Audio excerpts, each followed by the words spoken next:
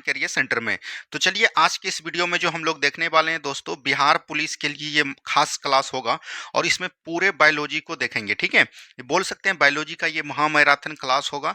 लेकिन आपको ये चीज़ पता रहना चाहिए कि इसमें जो है सभी प्रश्न जो है आपको चैप्टर वाइज दिए गए हैं। जिस तरह बायोलॉजी में पूरा चैप्टर दोस्तों आपका 15 है, इन्वायरमेंट छोड़ के, तो 15 चैप्टर को इसमें शामिल कर लिया गया है।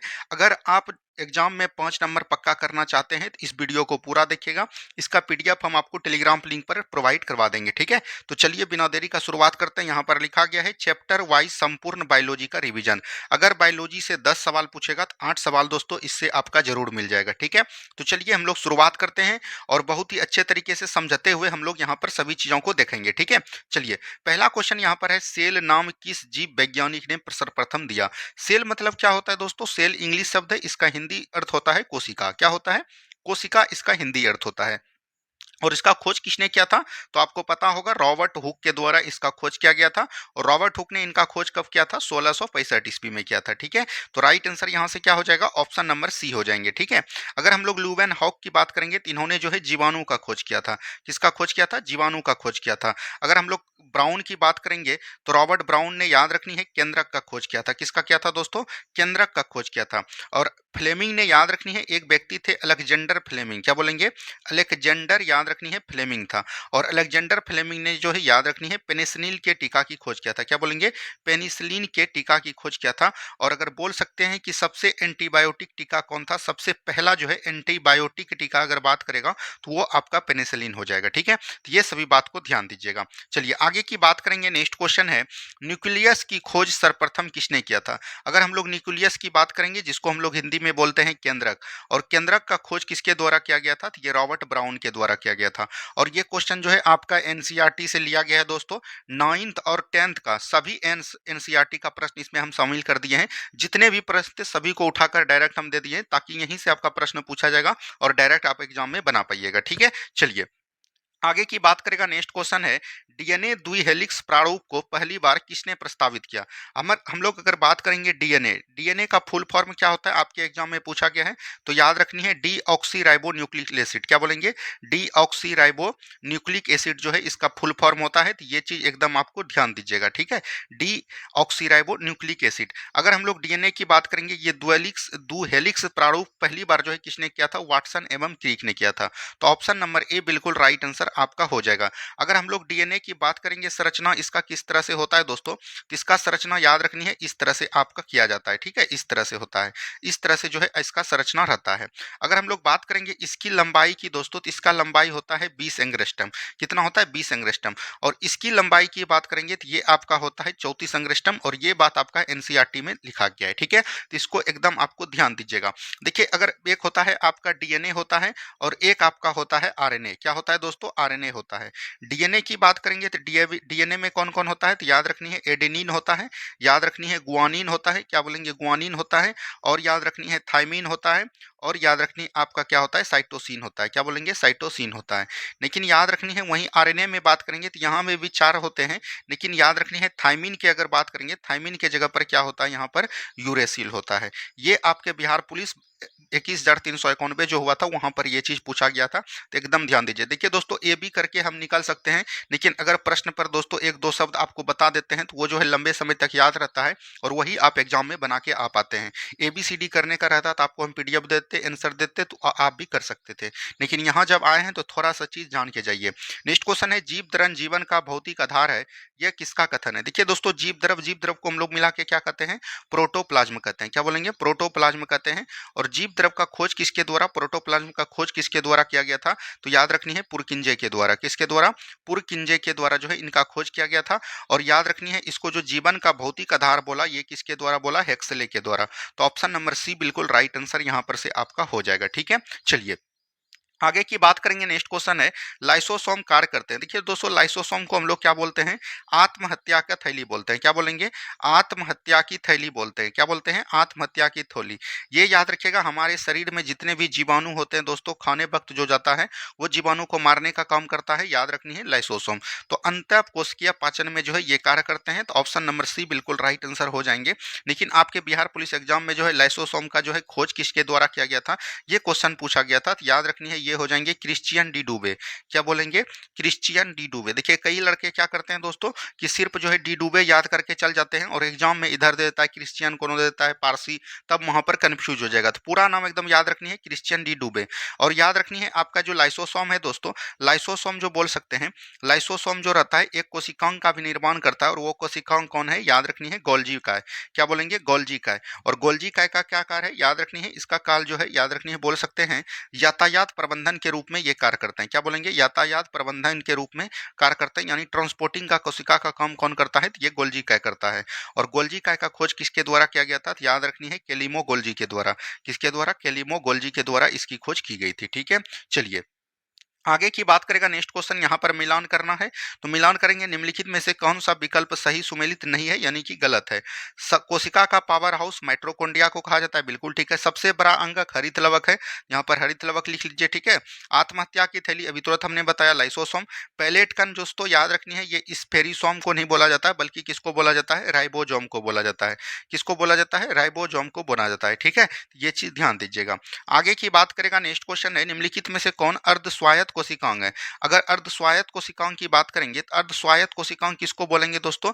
अर्ध स्वायत्त कोशिकांग की बात करेंगे तो यहाँ पर से समझिए एनसीईआरटी का शब्द है। अर्ध स्वायत्त कोशिकांग करेगा जो भी याद रखनी है कोशिकांग अपने से डीएनए बना सकता है। तो डीएनए याद रखनी है हमारे कोशिका में 3 लोग बना सकते हैं, उसका ट्रिक है महक। क्या याद रखिएगा? महक। मौ से याद रखनी है माइट्रोकोन्ड्रिया। क्या बोलेंगे? माइट्रोकोन्ड्रिया हो जाएंगे। ठीक है, माइट्रोकोन्ड्रिया हो जाएंगे। और अगर बात करेंगे हौ से आपका हो जाएगा हरित लवक। क्या बोलेंगे? हरित लवक हो जाएगा। और याद रखनी है कौ से आपका हो जाएगा केंद्रक। यही 3 ऐसे कोशिकांग हैं जिसमें कि बोल सकते हैं डीएनए पाया जाता है। तो यहाँ पर से आपका हरित लवक हो जाएगा और माइट्रोकोन्ड्रिया। तो ऑप्शन नंबर ए एवं बी दोनों बिल्कुल राइट आंसर हो जाएंगे। ठीक है, तो किसी को कोई परेशानी नहीं। चलिए बढ़ेंगे अगले सवाल की तरफ। नेक्स्ट क्वेश्चन है कोशिका सिद्धांत किसने प्रस्तुत किया? कोशिका सिद्धांत की बात करेंगे तो वो स्लाइडन एवं स्वान ने दिया। ऑप्शन नंबर ए बिल्कुल राइट आंसर आपका हो जाएगा। ठीक है, ये चीज ध्यान दीजिएगा। आगे की बात करेंगे। नेक्स्ट क्वेश्चन है रंगीन लवक को कहा जाता है। देखिए दोस्तों रंगीन लवक को क्या कहते हैं? क्रोमोप्लास्ट कहते हैं। रंगीन लवक जैसे हो गया आपका पीला हो गया, नीला हो गया, ये सब दोस्तों क्या है? एक प्रकार का रंगीन लवक है। वहीं क्लोरोप्लास्ट की बात करेंगे, अगर आपको हरा लवक पूछेगा, याद रखनी है हरा लवक पूछेगा, तब आपको क्लोरोप्लास्ट के साथ जाना है। वहीं पर अगर बात करेंगे श्वेत प्रकाश जाएगा, श्वेत लवक जाएगा, श्वेत लवक अगर जाएगा तो वो आपको क्या जाना है? तो याद रखनी है ल्यूकोप्लास्ट जाना है। अगर रंगीन की बात कर दिया तो क्रोमोप्लास्ट, हरा की बात कर दिया तो क्लोरोप्लास्ट, और ल्यूकोप्लास्ट में याद रखनी है श्वेत लवक को लेना है। ठीक है, चलिए नेक्स्ट क्वेश्चन की बात करेंगे। नेक्स्ट क्वेश्चन यहाँ पर है कोशिका भित्ति पाई जाती है। देखिए कोशिका भित्ति दोस्तों किसमें पाई जाती है? जंतु कोशिका में कोशिका भित्ति नहीं पाई जाती है। और ये सब तो मान के चलिए जंतु ही है। ठीक है, लेकिन याद रखनी है ये सब जो प्रोटिस्टा संघ के जीव हैं। अगर हम लोग बात करेंगे, देखिए ये आपका होता है दोस्तों, बोल सकते हैं क्या है? कोशिका है। क्या है? कोशिका। और कोशिका के याद रखनी है ऊपर वाले भाग को हम लोग क्या बोलते हैं? कोशिका झिल्ली बोलते हैं। ठीक है, और यहाँ पर इसके ऊपर भी एक याद रखिएगा पादप में रहता है, जो कि जिसको हम लोग क्या बोलते हैं? कोशिका भित्ति बोलते हैं। तो अगर हम लोग ये रेड वाला की बात करेंगे तो ये आपका क्या हो गया? कोशिका हो गया। ठीक है, और कोशिका के जस्ट ऊपर वाला हरा वाला भाग को कीजिएगा तो ये क्या हो जाएगा? कोशिका झिल्ली हो जाएगा। क्या हो जाएगा? कोशिका झिल्ली। कोशिका झिल्ली याद रखनी है मानव और जंतु दोनों में पाया जाता है, सॉरी जंतु और पादप दोनों में पाया जाता है। और अगर हम लोग बात करेंगे ये रेड वाला, मतलब बोल सकते हैं ब्लैक वाला को क्या बोलते हैं? कोशिका भित्ति कहते हैं। तो याद रखनी है जंतु कोशिका में सिर्फ जो है कोशिका जो बना रहता है दोस्तों, वो बोल सकते हैं कहाँ तक बना होता है? तो ये कोशिका झिल्ली तक ही बना रहता है। ठीक है, लेकिन अगर हम लोग बात करेंगे पादप कोशिका में कोशिका झिल्ली के ऊपर एक और संरचना पाई जाती है, जिसको हम लोग कोशिका भित्ति के नाम से जानते हैं। तो right answer option number D हो जाएगा। पादप होने के लिए मूल पहचान है कि उसमें कोशिका भित्ति होनी चाहिए। ठीक है, चलिए नेक्स्ट क्वेश्चन है राइबोसोम बना होता है। अगर हम लोग राइबोसोम की बात करेंगे दोस्तों, राइबोसोम, ठीक है, राइबोसोम बोला जाता है इसको। राइबोसोम की बात करेंगे तो राइबोसोम बोल सकते हैं ये जो है क्या करता है? हमारे शरीर में जो है प्रोटीन संश्लेषण में प्रयोग करते हैं कोशिका में। ठीक है, और अगर हम लोग बात करेंगे ये 70S राइबोसोम से बना होता है और एक प्रकार का बोल सकते हैं प्रोकैरियोटिक कोशिका है। क्या बोलेंगे? प्रोकैरियोटिक कोशिका है। ये चीज ध्यान दीजिएगा, आपका बिहार पुलिस में यही चीज पूछा गया था, राइबोसोम कौन कोशिका है? तो प्रोकैरियोटिक कोशिका है। और ये 70S राइबोसोम बना सकते हैं। देखिए जितने भी कोशिकांग हैं, चाहे आपका हो जाएगा माइटोकॉन्ड्रिया हो जाएगा, ठीक है, माइटोकॉन्ड्रिया हो जाएगा, आपका हरित लवक हो जाएगा, ठीक है, हरित लवक हो जाएगा, और बोल सकते हैं आपका जो है याद रखनी है केंद्रक हो जाएगा। ये जितने भी कोशिकांग हैं, गोल्जी काय हो जाएंगे, लाइसोसोम हो जाएंगे, ये सभी जितने भी कोशिकांग हैं ये सभी किससे बने होते हैं, लिपिड और बोल सकते हैं लिपिड और बोल सकते हैं प्रोटीन से बनते हैं, ठीक है। तो लेकिन याद रखनी है एक अपवाद है राइबोसोम, और राइबोसोम के बारे में ही सबसे ज्यादा पूछा जाता है। अगर राइबोसोम की बात करेगा तो राइबोसोम याद रखनी है आरएनए एवं प्रोटीन से बना होता है। क्या बोलेंगे, आरएनए एवं प्रोटीन से बना होता है। तो एकदम इसको ध्यान दीजिएगा, जो अपवाद में रहता है वो एग्जाम में ज्यादा पूछे जाते हैं। तो आरएनए एवं प्रोटीन इसका राइट आंसर हो जाएगा, ठीक है। चलिए नेक्स्ट क्वेश्चन की बात करेंगे। लाइसोसोम को सर्वप्रथम किसने देखा था, हमने बता दिया था क्रिश्चियन डी डूबे हो जाएंगे। ऑप्शन नंबर सी बिल्कुल राइट आंसर हो जाएंगे। नेक्स्ट क्वेश्चन है, एक विशेष कार्य करने वाले समान कोशिकाओं को समूह को क्या कहते हैं। देखिए एक चैप्टर आपका समाप्त हो गया, दूसरा चैप्टर यहाँ से स्टार्ट हो रहा है, टिश्यू, ठीक है। चलिए, एक विशेष कार्य करने वाले समान कोशिकाओं के समूह को क्या कहते हैं। देखिए दोस्तों, ये सेल जो रहता है, कोशिका जो होता है, कोशिका के मिलकर याद रखनी है क्या इसका निर्माण करते हैं, टिश्यू का निर्माण करते हैं। और टिश्यू दोस्तों किसका निर्माण करते हैं, याद रखनी है ऑर्गेन्स का निर्माण करते हैं। और ऑर्गेन मिलकर क्या बनाते हैं दोस्तों, ऑर्गेन सिस्टम बनाते हैं। क्या बनाते हैं, ऑर्गेन सिस्टम बनाते हैं। और ऑर्गेन सिस्टम मिलकर क्या करते हैं, बॉडी का निर्माण करते हैं। मतलब कहने का मतलब हुआ कि याद रखनी है सबसे पहले आएगा आपका कोशिका, कोशिका जो ज्यादा हो जाएगा तब दोस्तों मिलकर क्या बनाएगा, उत्तक, और उत्तक जब हो जाएगा तब बनाएगा अंग, तब बनाएगा अंगतंत्र, तब बनाएगा शरीर, ठीक है। तो यहाँ पर से वही चीज पूछा गया कि याद रखनी है कोशिकाओं का समान कोशिकाओं का समूह क्या कहलाता है, उत्तक कहलाता है। ऑप्शन नंबर बी हो जाएंगे। नेक्स्ट क्वेश्चन है, हिस्टोलॉजी शब्द का प्रयोग सर्वप्रथम किसने किया। देखिए हिस्टोलॉजी जो यहाँ पर है दोस्तों, ये उत्तक का अध्ययन कहलाता है। क्या बोलेंगे, उत्तक का जो है अध्ययन क्या कहलाता है, तो याद रखनी है आपको उत्तक का अध्ययन कहलाता है हिस्टोलॉजी। और हिस्टोलॉजी सबसे पहला शब्द किसने दिया था, मेयर ने दिया था। तो राइट आंसर यहाँ से ऑप्शन नंबर ए हो जाएंगे, ठीक है। चलिए आगे की बात करेंगे, वह उत्तक जो द्वितीयक वृद्धि के लिए उत्तरदायी है। अब देखिए यहाँ पर उत्तक की बात करेंगे दोस्तों, तो उत्तक दो प्रकार के होते हैं। एक आपका होता है पादप उत्तक और एक आपका होता है जंतु उत्तक। क्या होता है, जंतु उत्तक होता है, ठीक है। लेकिन इसके पहले ही याद रखनी है, उत्तक में बात करेंगे तो इसको दो आधार पर बांटा गया है। एक जो है विभाजन के आधार पर, और याद रखनी है एक जो है बोल सकते हैं अस्थाई के आधार पर। क्या बोलेंगे, अस्थाई के आधार पर, ठीक है। यानी कि इसको बोलते हैं मेरिस्मेटिक टिश्यू और इसको बोलते हैं परमानेंट टिश्यू। तो ये जो दोस्तों अस्थाई विभाजन के आधार पर जो उत्तक को बांटा गया है, इसमें तीन प्रकार के हैं। एक बोल सकते हैं शीर्षक विभाजोत्की उत्तक। क्या बोलेंगे, शीर्षक विभाजोत्की उत्तक, ठीक है, विभाजोत्की उत्तक। अगर हम लोग शीर्षक विभाजोत्की उत्तक की बात करेंगे, और एक आपका होता है पार्श्व विभाजोत्की उत्तक, ठीक है। हम पूरा नहीं लिख रहे हैं, पार्श्व विभाजोत्की उत्तक आप लोग को समझ लेना है, ठीक है। और एक आपका होता है, याद रखनी है, अंतर्बेसी विभाजकी उत्तक। हम यहाँ पर हिंदी में बात कर रहे हैं क्योंकि आपके एग्जाम में हिंदी में ही पूछा जाएगा। इंग्लिश हमको पता है, यहाँ पर इसको कहते हैं एपिकल टिश्यू, मेरिस्मेटिक टिश्यू, इसको बोलते हैं लेटलर, और इसको बोलते हैं अंतर्बेसी। और याद रखनी है पार्श्ववाचकी उत्तक का ही एक नाम है जिसको हम लोग बोलते हैं, याद रखनी है कैम्बियम उत्तक। क्या बोलेंगे, कैम्बियम उत्तक भी इसी को बोला जाता है, ठीक है। तो ये भी चीज ध्यान दीजिएगा। तो शीर्षक वाचकी उत्तक, और याद रखनी है इस सब उत्तक की बात करेंगे तो शीर्षक वाचकी उत्तक को हम लोग बोलते हैं लंबाई वृद्धि करने वाला। पौधों में जो लंबाई वृद्धि होता है दोस्तों, वो किसके द्वारा होता है, शीर्षक वाचकी उत्तक को, इसको हम लोग प्रथम विभाजकी उत्तक के नाम से भी जानते हैं। और पार्श्व विभाजन और कैम्बियम वाचकी उत्तक की बात करेंगे तो इसको हम लोग बोलते हैं लेटरल टिश्यू। और इसमें जो है याद रखनी है पौधे का जो है मोटाई, मतलब बोल सकते हैं पौधे का जो मोटाई होता है गोलाकार इस तरह से पौधे, तो ये वाला जो भाग होता है ये बढ़ाने का काम कौन करता है, तो ये करता है। और अंतर्बेसी याद रखनी है छूटा हुआ भाग को करता है। जैसे तना मान के चलिए पौधा इस तरह से बढ़ रहा था, तो यहाँ पर जो छूट गया कोई वस्तु, तो उसको जो है बढ़ाने का कौन करता है, तो ये अंतर्बेसी यानी इंटरसेलुलरली मेरिस्मेटिक टिश्यू करते हैं। यहाँ पर यही पूछ रहा है कि द्वितीयक वृद्धि, तो प्रथम वृद्धि तो आपका हो जाएगा शीर्षक, लेकिन द्वितीयक वृद्धि कौन होगा, पार्श्ववाचकी उत्तक। तो पार्श्व नहीं दिया है, कैम्बियम दिया है, तो cambium right answer option number C हो जाएंगे। इसको एकदम आपको ध्यान देनी है, ठीक है। चलिए नेक्स्ट क्वेश्चन है वो उत्तक जो द्वितीयक वृद्धि के लिए, ये तो हो गया दोस्तों, ऑप्शन नंबर सी हो जाएगा। आगे की बात करेगा, नेक्स्ट क्वेश्चन है शाकीय द्विबीजपत्री पौधे जैसे सूर्यमुखी कद्दू को लचीलापन तथा दृढ़ता प्रदान करने वाला उत्तक है। देखिए हमने बताया था दोस्तों, एक आपका विभाजन में है और एक आपका अस्थाई है। और अस्थाई भी दो प्रकार का होता है दोस्तों, एक आपका होता है सरल अस्थाई उत्तक, और बोल सकते हैं एक आपका होता है जटिल अस्थाई उत्तक। तो सरल अस्थाई उत्तक में तीन प्रकार के होते हैं, याद रखनी है उत्तक। एक होते हैं पेरेन्काइमा। क्या बोलेंगे, इंग्लिश ही याद रखिएगा, इंग्लिश ही पूछा जाता है। पेरेन्काइमा हो गया दोस्तों, एक आपका होता है कोलेनकाइमा, क्या होता है कोलेनकाइमा, और एक आपका होता है, याद रखनी है, स्क्लेरेनकाइमा, क्या बोलेंगे स्क्लेरेनकाइमा, ठीक है। और हिंदी की बात करेगा तो इसको बोलते हैं मृदु उत्तक, इसको बोलते हैं स्थूल कौन उत्तक, क्या बोलते हैं स्थूल कौन उत्तक, इसको बोलते हैं मृदु उत्तक, और इसको बोलते हैं ढ्रीड उत्तक, क्या बोलेंगे ढ्रीड उत्तक। तो यहाँ पर से हिंदी भी हमने बता दिया आपको। अगर बात करेंगे दोस्तों तो यहाँ पर जो है पेरेन्काइमा क्या करता है, पादप को जो है, पौधे को जो है भोजन प्रदान करता है, याद रखनी है, कई बार एग्जाम में पूछे गए, भोजन प्रदान करता है। स्थूल कौन उत्तक की बात करेगा तो ये दोस्तों पौधे में क्या करते हैं, तो लचीलापन प्रदान करते हैं, क्या बोलेंगे लचीलापन प्रदान करते हैं, और बोल सकते हैं ये शाकीय पौधे में पाया जाता है, ना कि बड़े पौधे में। और ढीड उत्तक जो है पौधे के आवरण, फलों के आवरण को मजबूती प्रदान करते हैं, क्या बोलेंगे मजबूती प्रदान करते हैं। तो यहाँ पर तीनों चीज पूछा गया है। तो यहाँ पर पूछा गया है लचीलापन, और याद रखनी है कद्दू सूर्यमुखी।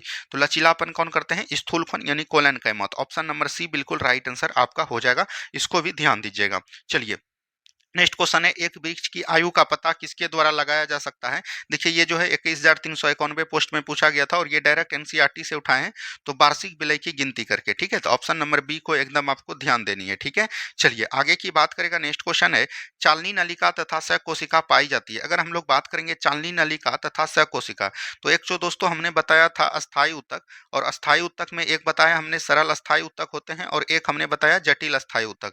तो जटिल अस्थायी उत्तक दो प्रकार का होता है, एक होता है आपका जाइलम, और एक आपका होता है फ्लोएम, ठीक है। तो ये चीज ध्यान दीजिएगा। अगर हम लोग जाइलम की बात करेंगे, एनसीईआरटी में इसको दारू बोला गया, और फ्लोएम को पोसवा बोला गया, क्या बोला गया पोसवा बोला गया। तो ये भी चीज ध्यान दीजिएगा, कई बार यहाँ से भी सवाल पूछ दिया जाता है। तो यहाँ पर अगर जाइलम की बात करेंगे तो जाइलम भी 4 उत्तक से बने हैं, और कोशिका से बने हैं, और फ्लोएम भी 4 कोशिका से बने हैं। तो जाइलम जो 4 कोशिका से बने हैं, एक है आपका ट्रेकिट्स, क्या बोलेंगे हिंदी में ही लिखते हैं दोस्तों, आपको ज्यादा समझ में आएगा, ठीक है। हिंदी में अगर हम लोग बात करेंगे तो एक है वही निकाय, क्या बोलेंगे वही निकाय है, ठीक है। उसके बाद दूसरा आपका हो जाएगा वही काय, क्या बोलेंगे वही काय हो जाएगा। और एक आपका हो जाएगा, याद रखनी है, जाइलम तंतु, क्या बोलेंगे जाइलम तंतु के नाम से, ठीक है। और एक आपका हो जाएगा जाइलम मृदुत्तक, क्या बोलेंगे जाइलम मृदुत्तक हो जाएगा। ये जो है जाइलम बने हैं 4 कोशिका से। उसी तरह फ्लोएम भी दोस्तों 4 कोशिका से बने हैं, तो इसको एकदम ध्यान दीजिएगा। एक आपका है चालनी नलिका, क्या बोलेंगे चालनी नलिका, ठीक है। उसके बाद एक आपका हो जाएगा, याद रखनी है, संवहन उत्तक, क्या बोलेंगे संवहन संवहन उत्तक। उसके बाद अगर हम लोग बात करेंगे तो एक आपका है, याद रखनी है, फ्लोएम तंतु, क्या बोलेंगे फ्लोएम तंतु। और एक आपका होता है फ्लोएम मृदु उत्तक, क्या बोलेंगे फ्लोएम जो है मृदु उत्तक, मृदु उत्तक, ठीक है। तो ये चीज ध्यान दीजिएगा, ये जो है 4 कोशिका से बना है। तो यहाँ पर जो दोस्तों ये होता है, याद रखनी है, इसमें ये जो हो जाएगा फ्लोएम के द्वारा। तो यहाँ पर देखिए वही पूछा गया है, चालनी नलिका किस उत्तक के द्वारा, तो चालनी नलिका फ्लोएम में पाए जाते हैं। ऑप्शन नंबर ए बिल्कुल राइट आंसर हो जाएंगे। और याद रखनी है वहिकाएं, वहिनिकाएं और जाइलम तंतु, ये सभी जो है इसमें क्या होते हैं दोस्तों, तो याद रखनी है मृत कोशिका होते हैं, और जाइलम मृदु उत्तक याद रखनी है जीवित कोशिका होते हैं, ठीक है। ये चीज ध्यान दीजिएगा। इसमें चालनी नलिका संवहन उत्तक, ये दोनों जो है याद रखनी है क्या होते हैं, जीवित कोशिका होते हैं, क्या होते हैं जीवित कोशिका होते हैं। फ्लोएम तंतु मृत होते हैं, और ये भी आपका जीवित होता है, ठीक है। चलिए आगे की बात करेगा, निम्नलिखित में से कौन एक शरीर को गर्म रखने हेतु उत्तरदायी है, ये बसामय उत्तक। और ये देखिए जंतु उत्तक का दोस्तों याद रखनी है, जंतु उत्तक में दोस्तों ये होता है बसामय उत्तक, ठीक है। ऑप्शन नंबर सी बिल्कुल राइट आंसर आपका हो जाएगा। याद रखनी है बसामय उत्तक जो है हमारे शरीर में चर्बी, जिसको बोलते हैं चर्बी का कम कौन करता है, बसा करता है। तो ये चीज ध्यान दीजिएगा। और शरीर में बोल सकते हैं मांसपेशी के अंदर में रहता है कौन, ये बसामय उत्तक। और याद रखनी है, जो दोस्तों की याद रखनी है, ठंड प्रदेश में जो भी जानवर रहते हैं उसको ठंड क्यों नहीं लगता है, तो उसके पैर के नीचे जो दोस्तों मोटी परत रहती है, जिसको हम लोग बसामय उत्तक के नाम से जानते हैं। और इसको जो है याद रखनी है ब्लवर के नाम से जानते हैं, किस नाम से ब्लवर के नाम से जानते हैं। तो ये भी चीज एकदम आपको ध्यान दीजिएगा, आपके एग्जाम में कई बार पूछे गए हैं। चलिए आगे की बात करेगा, नेक्स्ट क्वेश्चन, निम्नलिखित में से कौन उत्तक का उदाहरण है। तो उत्तक दोस्तों इसमें कौन हो जाएगा, मस्तिष्क यकृत, ये लसिका हो जाएगा। लसिका याद रखनी है एक प्रकार का बोल सकते हैं तरल संयोजी उत्तक है, क्या बोलेंगे दोस्तों तरल संयोजी उत्तक है, ठीक है। और ये याद रखनी है ब्लड, ब्लड भी अगर आपको पूछेगा तो ये भी जो है दोस्तों तरल संयोजी उत्तक का कार्य करती है, ठीक है। चलिए आगे की बात करेगा, लिगामेंट का निर्माण होता है, लिगामेंट का निर्माण पीलामय तंतु उत्तक से होता है, ठीक है। ऑप्शन नंबर बी बिल्कुल राइट आंसर आपका हो जाएगा। चलिए नेक्स्ट क्वेश्चन की बात करेगा, नेत्र के आइरिस में पाए जाने वाले उत्तक है। देखिए एक जो उत्तक होता है दोस्तों, उसको जो हम लोग बोलते हैं नेत्र में आइरिस पाने जाने वाला उत्तक जो है, एक प्रकार का बोल सकते हैं, दो प्रकार के उत्तक होते हैं, उसको हम लोग बोलते हैं मस्कुलर टिश्यू। क्या बोलेंगे? Muscular tissue. मस्कुलर टिश्यू दोस्तों दो प्रकार का होता है, ये हमारे शरीर में जो है बोल सकते हैं गति प्रदान करवाता है। क्या करता है? गति प्रदान करवाता है, ठीक है। और ये तीन प्रकार के होते हैं। ये कौन कौन प्रकार के होते हैं? तीन प्रकार के। एक होते हैं रेखित, ठीक है, और एक आपको होता है अरेखित। क्या बोलेंगे? अरेखित, ठीक है। और एक आपका होता है कार्डियक। क्या बोलेंगे? कार्डियक। ये तीन प्रकार के होते हैं। अब देखिए इसका थोड़ा सा हम लोग विवरण देख लेते हैं। रेखित पेशी उसको बोलते हैं जिसपे हमारा कंट्रोल रहता है, जैसे हमारा शरीर में हाथ हो गया, हाथ को हम जिधर चाहेंगे उधर कर सकते हैं, ठीक है। पैर हो गया, ये सब दोस्तों एक प्रकार का रेखित पेशी हो गया। आरेखित पेशी जिसपे हमारा कंट्रोल नहीं होता है, जैसे किडनी, किडनी को आप चाहिएगा कि अभी जो है रुक जाओ 2 घंटा बाद काम करना, नहीं करेगा। लीवर, ये सब जो है दोस्तों क्या है? आँख, ये सब दोस्तों क्या है? हमारे शरीर के कंट्रोल के अनुसार जो काम नहीं करता है उसको हम लोग आरेखित पेशी करते हैं। और कार्डियक पेशी में आता है आपका हृदय, जो बिना रुके दोस्तों सभी दिन काम करते रहता है। यहाँ पर से वही पूछा गया है, नेत्र का आइरिस। नेत्र में दोस्तों जो आँख में दोस्तों आइरिस जो होता है, जो हमारे शरीर में प्रकाश को नियंत्रण करता है, वो एक प्रकार का आरेखित पेशी हो जाएगा। ऑप्शन नंबर बी बिल्कुल राइट आंसर हो जाएगा। सभी चीज को हम समझाते हुए चल रहे हैं दोस्तों, ताकि आगे चल के आपको बायोलॉजी नहीं भी पढ़िएगा तो इसको एक बार रिवाइज कर लीजिएगा, तो आपका टोटल का टोटल प्रश्न बन जाएगा, ठीक है। तो चलिए हम लोग बढ़ते हैं अगले सवाल की तरफ। नेक्स्ट क्वेश्चन है, सूक्ष्मजीव की खोज सर्वप्रथम किसने किया? देखिए सूक्ष्मजीव की बात करेंगे तो सूक्ष्मजीव का खोज सर्वप्रथम जो किया था दोस्तों, ये लुवेन हॉक ने किया था। किसने किया था? लुवेन हॉक ने किया था, ठीक है। जिसको हम लोग बोलते हैं माइक्रो ऑर्गेनिज। क्या बोलेंगे?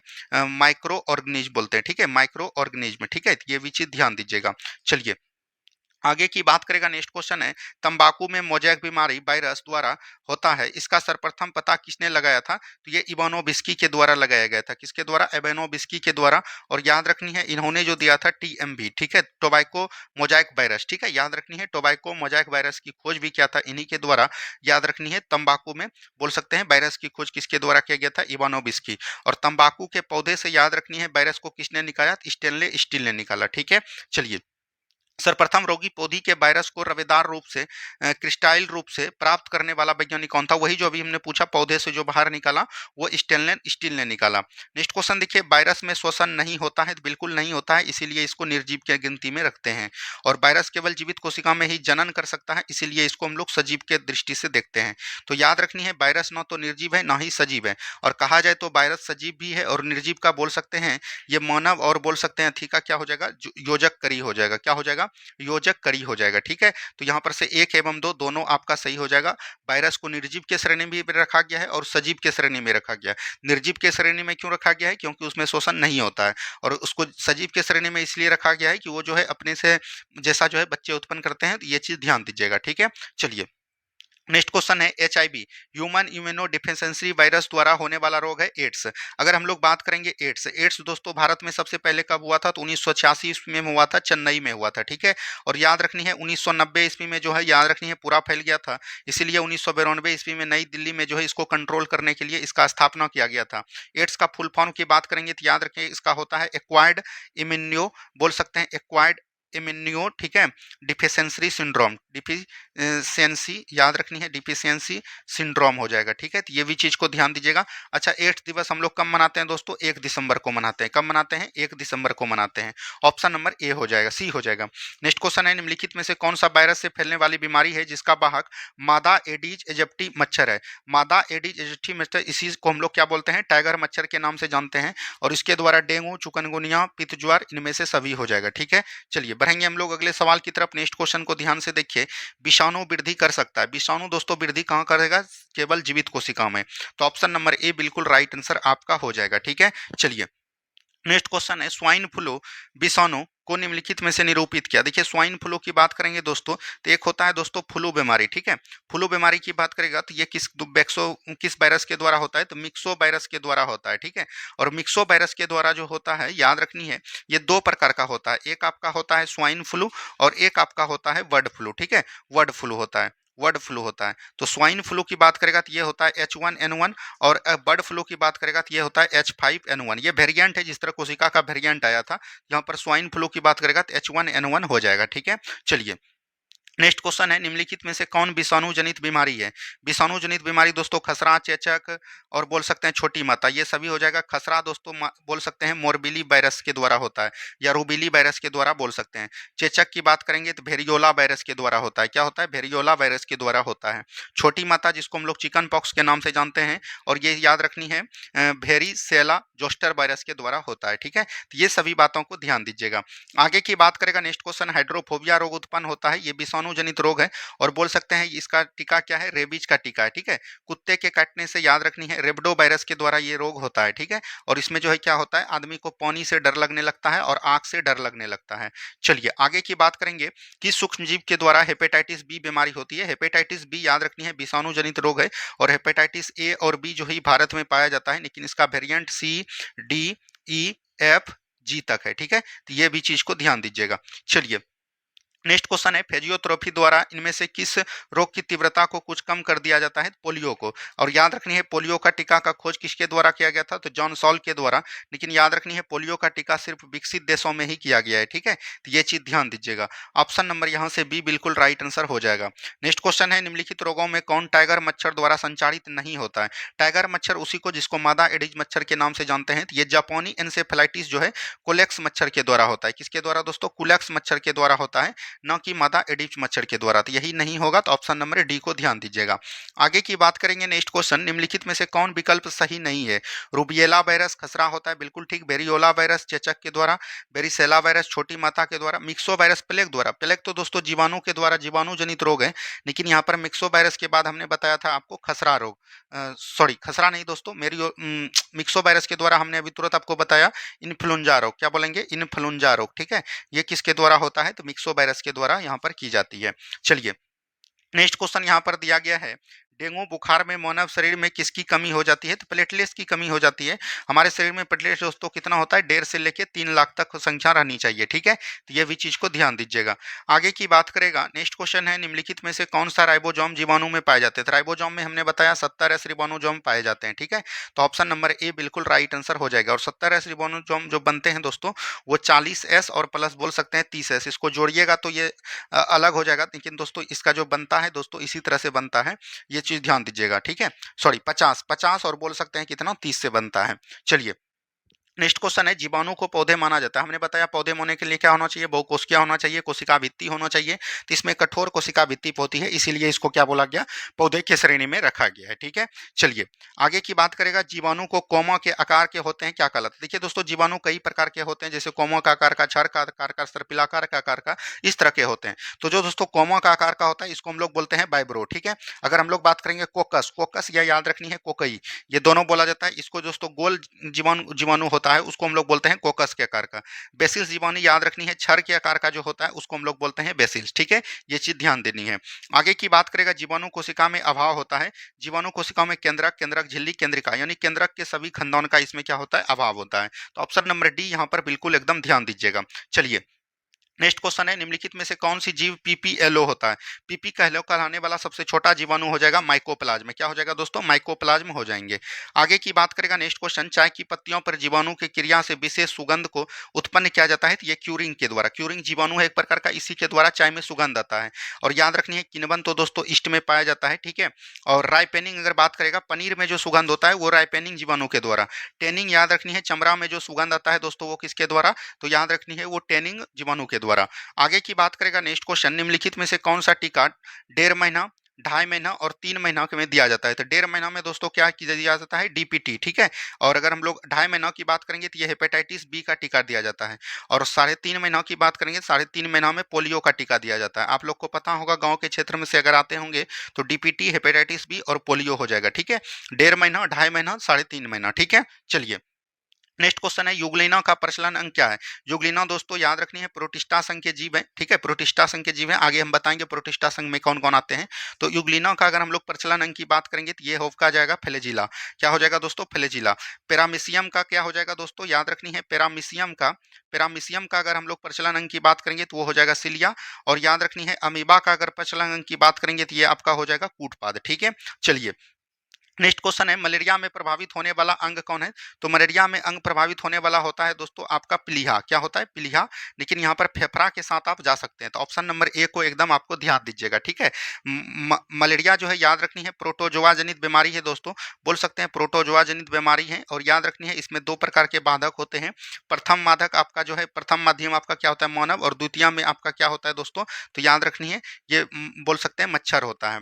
और ये मलेरिया में क्या होता है दोस्तों कि शरीर में जो है याद रखनी है मतलब जितने भी यकृत में ब्लड होते हैं आरबीसी की संख्या कम होने लगती है और प्लीहा में जाकर मृत कोशिका जमा होने लगता है, जिससे याद रखनी है प्लीहा यानी स्प्लीन जिसको हम लोग बोलते हैं, स्प्लीन की याद रखनी है आकार क्या होने लगता है? बढ़ने लगता है, ठीक है। तो ये सभी बात को एकदम ध्यान दीजिएगा। चलिए नेक्स्ट क्वेश्चन है, परजीवी प्रोटोजोआ ट्रिपनोसोमा गैम्बिसियम, इसको हम लोग बोलते हैं क्या? निंद्रा रोग। क्या बोलते हैं? निंद्रा रोग। और निंद्रा रोग को याद रखनी है किसके द्वारा होता है? सीसी मक्खी के द्वारा। क्या किसके, इसका वाहक कौन है? सीसी मक्खी है। ऑप्शन नंबर क्या हो जाएंगे? ऑप्शन नंबर सी हो जाएंगे। नेक्स्ट क्वेश्चन की बात करेंगे, यहाँ पर मिलाना है, चलिए मिलाइए। एनेफ्लीज मच्छर के द्वारा क्या होता है? मलेरिया, ये 4 हो जाएंगे। क्यूलेक्स मच्छर के द्वारा क्या होता है दोस्तों? फैलेरिया होता है, तो यहाँ पर से हो जाएगा 3। और अगर हम लोग रेत मक्खी की बात करेंगे, सैंड फ्लाई, सैंड फ्लाई के द्वारा क्या होता है दोस्तों? कालाजार रोग होता है। और सीसी मक्खी के द्वारा अभी तुरंत हमने बताया नींद की बीमारी। 4 3 1 2, 4 3 1 2 ऑप्शन नंबर डी में है, ठीक है। चलिए नेक्स्ट क्वेश्चन है, कवकों की कोशिका भित्ति किसकी बनी होती है? कवकों की कोशिका भित्ति याद रखनी है काइटिन की बनी होती है या हेमीसेलुलोज की बनी होती है? तो ऑप्शन नंबर डी बिल्कुल राइट आंसर आपका हो जाएगा। नेक्स्ट क्वेश्चन है, प्रथम खोजा गया एंटीबायोटिक कौन सा था? हमने बता दिया पेनिसिलिन। और इसका खोज किसके द्वारा किया गया था? तो अलेक्जेंडर फ्लेमिंग के द्वारा। किसके द्वारा? अलेक्जेंडर फ्लेमिंग के द्वारा जो है इसका खोज किया गया था। अच्छा याद रखनी है आपको जो है यहाँ पर जीवाणु जनित रोग पूछ सकते हैं आपको, ठीक है। जीवाणु जनित अगर रोग पूछेगा तो एक ट्रिक आपको ध्यान दे रहना है, पंडित का टिक न्यू है बैक्टीरिया। क्या बोलेंगे? पंडित का टिक न्यू है बैक्टीरिया, बैक्टीरिया, ठीक है। तो यहाँ से याद रखनी है बैक्टीरिया मतलब बैक्टीरिया, बैक्टीरिया मतलब हो गया जीवाणु। पी से याद रखनी है आपका हो जाएगा प्लेग। क्या हो जाएगा दोस्तों? प्लेग हो जाएगा, ठीक है।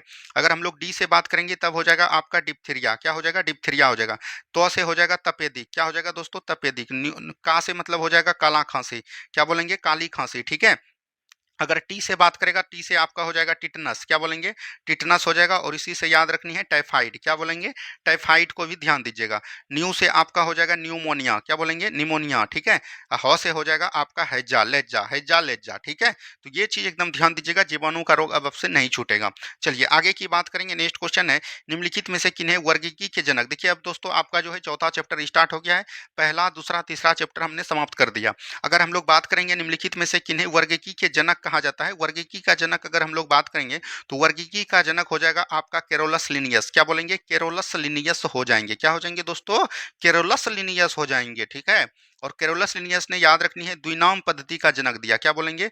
द्विनाम पद्धति के जनक के बोलेंगे तो ये कौन हो जाएंगे? Carolus Linnaeus. और केरोलस लिनियस ने जो द्विनाम पद्धति का जगत दिया, एक बोल सकते हैं जिसको बोलते हैं, याद रखनी है, जैसे बोलेंगे याद रखनी है, एक आपका दोस्तों हो गया प्लांटी और एक आपका हो गया एनिमिलिया। क्या बोलेंगे? एनिमिलिया हो गया। यही जो है बोल सकते हैं दो संघ का निर्माण किया, इसीलिए जो है इसको वर्गीकी का जनक बोला जाता है। तो ऑप्शन नंबर यहाँ से बी बिल्कुल राइट आंसर हो जाएगा, ठीक है। चलिए आगे की बात करेगा, 5 जगत वर्गीकरण 5 किंगडम क्लासिफिकेशन किसके द्वारा किया गया? तो आर एच विटकर के द्वारा। और 5 किंगडम में कौन कौन रखा दोस्तों? तो याद रखनी है, एक आपका हो जाएगा मोनेरा, उसके बाद हो जाएगा याद रखनी है प्रोटिस्टा। क्या बोलेंगे? प्रोटिस्टा। उसके बाद आपका हो जाएगा फंगी, फिर आपका हो जाएगा याद रखनी है प्लांटी, और फिर आपका हो जाएगा एनिमिलिया। क्या बोलेंगे? एनिमिलिया। मोनेरा और प्रोटिस्टा जो है दोस्तों एक कोशिकीय है। ये दोस्तों एक कोशिकीय और बहुकोशिकीय दोनों है, ठीक है। और ये दोनों क्या हो जाएंगे? बहुकोशिकीय हो जाएंगे। तो इसी को जो है आर एच विटकर ने किया था। वहीं अगर 3 जगत आपके एग्जाम में पूछा गया है तो याद रखनी है 3 जगत किसके द्वारा दिया गया था? तो हिकल के द्वारा दिया गया था। तो यहाँ पर सभी बातों को एकदम ध्यान देनी है। चलिए नेक्स्ट क्वेश्चन है, द्विनाम पद्धति का अभिप्राय है पौधों के नाम और 2 शब्दों को लिखना जो बताते हैं। देखिए दोस्तों आम, आम का जो है वैज्ञानिक नाम आपको पता होगा क्या होता है? मैंगीफेरा इंडिका होता है। क्या बोलेंगे? मैंगीफेरा जो है इंडिका होता है। तो ये जो मैंगीफेरा है ये क्या बताते हैं दोस्तों? वंश को बताते हैं, ठीक है। यानी कि आम का वंश है। इंडिया मतलब बताता है जाति। वहीं अगर पाकिस्तान का आम रहेगा तो मैंगीफेरा पाकिस्तानी नल्ला होगा, ठीक है। तो ये चीज ध्यान दीजिएगा, वंश एवं जाति को बताते हैं। वहीं अगर याद रखेगा कैरोलिनियस के द्वारा जो है मतलब कि बोल सकते हैं जीवों को कई जगह में बांटा गया है। जैसे याद रखनी है सबसे पहले बटा गया है स्पीसीज, स्पीसीज के बाद आपका होता है जीनस, जीनस के बाद आपका होता है, याद रखनी है, आपका होता है फैमिली। क्या होता है दोस्तों? फैमिली होता है।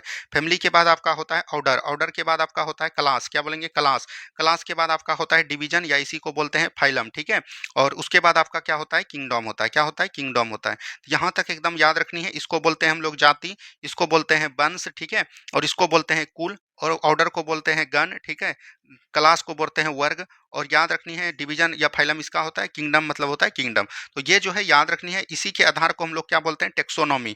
टेक्सोनॉमी जो है इसी को जो बंटवारा किया गया है इसी के बाद किया गया है। चलिए देखिए, वही सवाल पूछा गया निम्नलिखित में से सही क्रम को पहचानिए। तो स्पीसीज, स्पीसीज के बाद ऑर्डर नहीं आएगा, सबसे पहले स्पीसीज आएगा, जीनस, ऑर्डर, किंगडम हो जाएगा। इसमें छोड़ छोड़ के दिया है तो हमने पूरा वहां पर बता दिया। नेक्स्ट क्वेश्चन है, क्रिप्टो गेम्स में सम्मिलित है। देखिए दोस्तों, अब पादप जगत को जो है दो भागों में बटा गया है।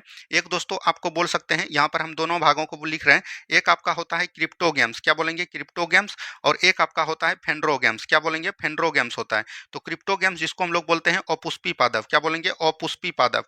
और फेंड्रोगम्स को बोलते हैं पुष्पी पादप, क्या बोलेंगे? पुष्पी पादप। तो यहाँ पर बात करेंगे क्रिप्टो गेम्स दोस्तों, इसमें कौन कौन आते हैं? तो एक आते हैं थैलोफेटा, क्या बोलेंगे? थैलोफेटा आते हैं। एक आपका आता है ब्रायोफेटा, क्या बोलेंगे? ब्रायोफेटा आता है। और एक आपका आता है टेरिडोफेटा, क्या बोलेंगे? टेरिडोफेटा, ठीक है, टेरिडोफेटा।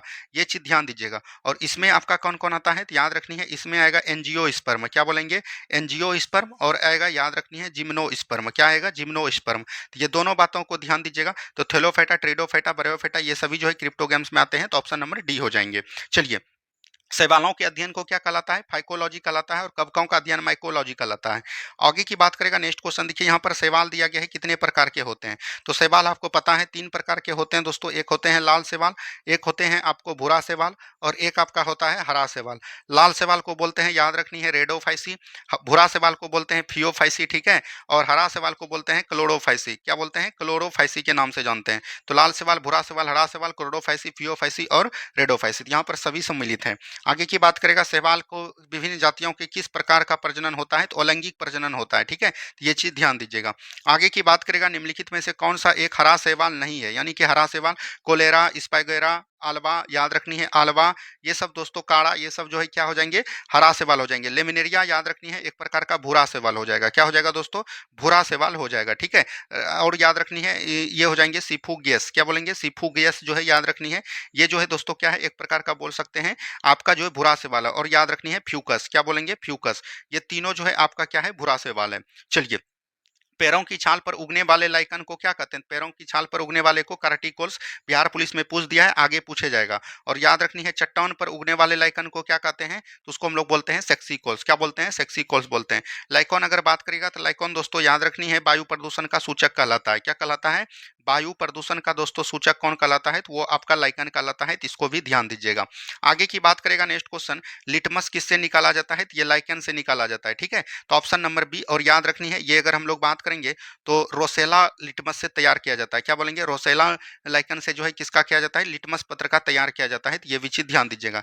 एक होते हैं, याद रखनी है दोस्तों, परमेलिया लाइकन, जो कि आपके बिहार पुलिस में पूछा गया था। परमेलिया लाइकन से हम लोग क्या प्राप्त करते हैं? परमेलिया लाइकन से हम लोग जो है, याद रखनी है, अगर हम लोग मिर्गी का दवा जो होता है दोस्तों, मिर्गी का दवा जो है किस बोल सकते हैं लाइकन से प्राप्त करते हैं? परमेलिया लाइकन से, ठीक है। चलिए, आगे की बात करेगा, निम्नलिखित में से किसे पादप वर्ग का उभयचर? उभयचर हम लोग दोस्तों ब्रायोफाइटा संघ के जीव को कहते हैं। और ये याद रखनी है, स्थल और बोल सकते हैं जल दोनों में रहने का इसको जो है प्राप्त है, तो इसीलिए इसको ब्रायोफाइटा कहते हैं। और जंतु जगत का ब्रायोफाइटा किसको बोलते हैं? तो मेढक को बोला जाता है। आगे की बात करेगा, विकास की दृष्टि से प्रथम स्थलीय पौधा कौन है जिसे जाइलम तथा फ्लोएम दोनों उत्तक पाए जाते हैं? तो ये टेरिडोफाइटा हो जाएंगे। क्या हो जाएंगे? टेरिडोफाइटा का याद रखनी है आपको, फर्न याद रखनी है। फर्न के बाद याद रखनी है आपको, फर्न के बाद याद रखनी है हॉर्सटेल। क्या हो रहा है? याद रखनी है हॉर्सटेल, ठीक है। ये चीज ध्यान दीजिएगा। चलिए, नेक्स्ट क्वेश्चन है, निम्नलिखित में से कौन एक जीवित जीवाश्म है? जीवित जीवाश्म आपका क्या हो जाएगा दोस्तों? साइकस हो जाएगा। साइकस याद रखनी है, जिम्नोस्पर्म का पौधा है। क्या बोलेंगे? जिम्नोस्पर्म संघ का पौधा हो जाएगा। और सबसे लंबा होता है दोस्तों। और बोल सकते हैं कि इसका जो है वर्ष जो है 3000 से लेके 4000 के बीच जो है युवा पीढ़ी में रहता है, ठीक है। ये इतना साल जब हो जाता है तब इसको बोला जाता है कि ये जवान हुआ है, ठीक है। चलिए, आगे की बात करेगा, मनुष्य की अधिकांश आवश्यकता जैसे अनाज, फल, सब्जी आदि की पूर्ति किस वर्ग में आते हैं? ये एंजियोस्पर्म में आते हैं। कौन आता है दोस्तों? एंजियोस्पर्म में आते हैं, ठीक है। चलिए, नेक्स्ट क्वेश्चन साधारण नाम है, वैज्ञानिक नाम है। आम का मैंगीफेरा इंडिका, गेहूं का ट्रिटियम, मूंगफली का ग्लिसिन मैक्स दोस्तों किसका होता है? सोयाबीन का होता है, ठीक है। और मूंगफली का आपको बताए थे, तो इसका कमेंट करनी है। चलिए आगे की बात करेगा। नेक्स्ट क्वेश्चन, सूर्यमुखी का वनस्पतिक नाम क्या होता है? हेलियांथस एनुअस होता है, ठीक है। यहीं पर मैंगीफेरा इंडिका आम का होता है। लीची चाइनेसिस ये लीची का होता है। ब्रेसिका कंपोस्ट ये याद रखनी है, सरसों का होता है। क्या होता है दोस्तों? सरसों का होता है, ठीक है। चलिए आगे की बात करेगा। पपीते का पीला रंग का कारण क्या है? पपीते का पीला रंग का कारण है केरिकोजेंथिन, ठीक है। केरोटीन याद रखनी है। गाजर का जो लाल रंग होता है दोस्तों, इसमें किसका काम होता है? केरोटीन का काम होता है। आगे की बात करेंगे। तंबाकू की पत्तियों में होता है, याद रखनी है, निकोटीन होता है। क्या होता है? निकोटीन होता है, ठीक है। तो ये भी चीज ध्यान दीजिएगा। चलिए नेक्स्ट क्वेश्चन है, चपटे फीतानुमा परजीवी कृमि किस संघ के सदस्य होते हैं? तो प्लेटी हेलमिंथेज के संघ होते हैं, ठीक है। तो ये चीज ध्यान दीजिएगा। यहीं पर अगर आपको पूछ देता गोल कृमि, किसके बारे में पूछ देता दोस्तों? गोल कृमि। तो गोल कृमि में दोस्तों क्या हो जाता है? याद रखनी है, गोल कृमि में अगर बात करेंगे तो गोल कृमि में आपका हो जाएगा, याद रखनी है, इसको हम लोग बोलते हैं एसके हेलमिंथेज। क्या बोलेंगे? एसके हेलमिंथेज, ठीक है। तो ये भी चीज को एकदम ध्यान दीजिएगा। अगर हम लोग बात करेंगे यहाँ पर मोलस्का, मोलस्का संघ के जीवों में कौन आता है दोस्तों? जैसे आपका हो गया घोंघा। क्या हो गया दोस्तों? घोंघा। घोंघा आपका मोलस्का संघ के जीव है। कोरोडेटा में तो दोस्तों मनुष्य से पहले जो जंतु आते हैं, याद रखनी है, ये कोरोडेटा में आते हैं स्तनधारी सभी। पोरीफेरा में जिसमें स्पंज लगा हो, यू स्पंजिला, ठीक है। ये सब जो है किस में आते हैं? तो पोरीफेरा में आते हैं। चलिए नेक्स्ट क्वेश्चन है, जंतु जगत के वास्तविक देहगुहा की उपस्थिति किस संघ के जीवों में? देहगुहा की उपस्थिति की बात करेगा तो वो एनिलिडा संघ के जीवों में हुआ। और एनिलिडा संघ का जीव कौन होता है दोस्तों? तो याद रखनी है, जोंक हो गया, केचुआ हो गया, ये सब जो है किस संघ के जीव होते हैं? तो याद रखनी है, एनिलिडा संघ के जीव होते हैं, ठीक है। चलिए आगे की बात करेगा। जोंक केचुआ किस संघ के? अभी तुरंत हमने बताया एनिलिडा संघ के जीव हो जाएंगे। आगे की बात करेगा, जंतु जगत का सबसे बड़ा संघ कौन है? बिहार पुलिस में पिछला बार पूछा गया था, आर्थ्रोपोडा हो जाएगा। इसमें कौन कौन आते हैं दोस्तों? कीट आते हैं, आपका मकड़ी आता है, ये सब जो है आर्थ्रोपोडा संघ का जीव है। चलिए आगे की बात करेगा। नेक्स्ट क्वेश्चन है, मकड़ी में 4 जोड़े पाद होते हैं, बिल्कुल ठीक है। कीटों में 3 जोड़े पाद होते हैं। यही जो है पहचानने का नियम है कीट और मकड़ी का। यहाँ पर से दोनों कथन आपका क्या हो जाएगा? सही हो जाएगा। नेक्स्ट क्वेश्चन है, निम्नलिखित विकल्प में कौन सुमेलित नहीं है? देखिए घरेलू मक्खी से दोस्तों टाइफाइड होता है, बिल्कुल गलत है। घरेलू मक्खी से दोस्तों टाइफाइड नहीं होता है। टाइफाइड याद रखनी है, साल्मोनेला टाइफाइड से होता है। क्या बोलेंगे? साल्मोनेला टाइफाई के जीवाणु के द्वारा होता है। तो यही आपका गलत है, तो यही आपका गलत हो जाएगा। आज की राइट आंसर की बात करेंगे। रेशम का उत्पादन किससे किया जाता है? तो रेशम कीट के प्यूपा से किया जाता है। अगर आपको याद रखनी है, इसका डाउट है तो एनसीईआरटी में जाके देख लीजिएगा। राइट आंसर रेशम कीट के प्यूपा से ही होगा। बीपीएससी भी यही आंसर को सही माना है। चलिए नेक्स्ट क्वेश्चन की बात करेंगे, निम्न में से कौन मत्स्य वर्ग के जीव है? देखिए डॉग फिश, फ्लाइंग फिश, समुद्री घोड़ा, ये सभी जो है मत्स्य जीव के जीव हैं। लेकिन यहीं पर बात करेगा आपको कटल फिश हो गया, डेविल फिश हो गया, याद रखनी है आपको रजत फिश, रजत मछली हो गया। ये सब जो दोस्तों वास्तविक मछली नहीं है, तो ये भी चीज ध्यान दीजिएगा, ठीक है। चलिए आगे की बात करेगा। सबसे विषैली मछली कौन होती है? पसवान मछली होती है। ऑप्शन नंबर ए हो जाएगा। नेक्स्ट क्वेश्चन है, शार्क मछली में कितनी हड्डियां होती है? एक भी हड्डी नहीं होती है। इसका शरीर जो है याद रखनी है, कार्टिलेज यानी उपास्थि से बना होता है, ठीक है। चलिए आगे की बात करेगा। एम्फीबिया बनता है। एम्फीबिया दोस्तों याद रखनी है, एम्फीबिया हम जिसको बोलते हैं मेढक। एम्फीबिया संघ के जीव कौन हो गए? मेढक हो गए, मगरमच्छ हो गए, जो स्थल और जल दोनों में रहते हैं। तो केवल स्थल पर ही, जल एवं स्थल दोनों पर रहने सकने वाले पशुओं को, ठीक है। चलिए नेक्स्ट क्वेश्चन है, नर मेढा मादा मेढक की तुलना में ऊंची आवाज लगाता है। देखिए दोस्तों मादा मेढक जो होता है, मादा मेढक दोस्तों ऊंची आवाज नहीं लगा पाते हैं, क्योंकि उसके शरीर में जो है वाक्कोष्ठ नहीं होता है। लेकिन याद रखनी है, नर मेढक में वाक्कोष्ठ होता है और वो सबसे अधिक जो है आवाज करते हैं, ठीक है। चलिए नेक्स्ट क्वेश्चन है, निम्नलिखित में से कौन एक विषैला सर्प नहीं है, यानी विषैला सांप नहीं है? तो ये पाइथन हो जाएंगे। पाइथन हम दोस्तों किसको बोलते हैं? अजगर को। अजगर दोस्तों विषैला सांप नहीं होता है। वहीं सबसे अगर अधिक विषैला की बात करेंगे तो सबसे अधिक विषैला कौन होता है दोस्तों? करैत होता है। कौन होता है? करैत होता है, ठीक है। चलिए आगे की बात करेगा। सबसे बड़ा उड़ने में असमर्थ पक्षी जो तेजी से गति में दौड़ सकता है वो कौन होता है? तो याद रखनी है, ऑस्ट्रिच, जिसको हम लोग बोलते हैं शुतुरमुर्ग। क्या बोलते हैं दोस्तों? शुतुरमुर्ग के नाम से जानते हैं, ठीक है।